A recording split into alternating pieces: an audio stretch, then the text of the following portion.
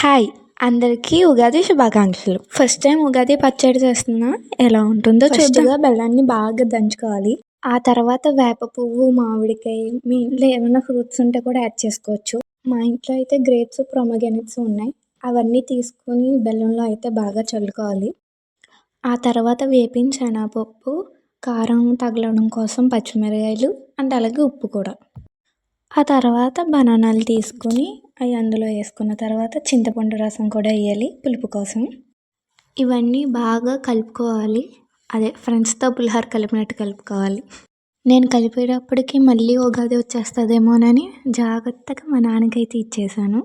నేను చెప్తే మీరు నమ్మరు కానీ టేస్ట్ అయితే చాలా బాగా వచ్చింది. నేను చేసిన పచ్చడి దేవుడికైతే పెట్టి ఇంకా దండం పెట్టుకున్నాను.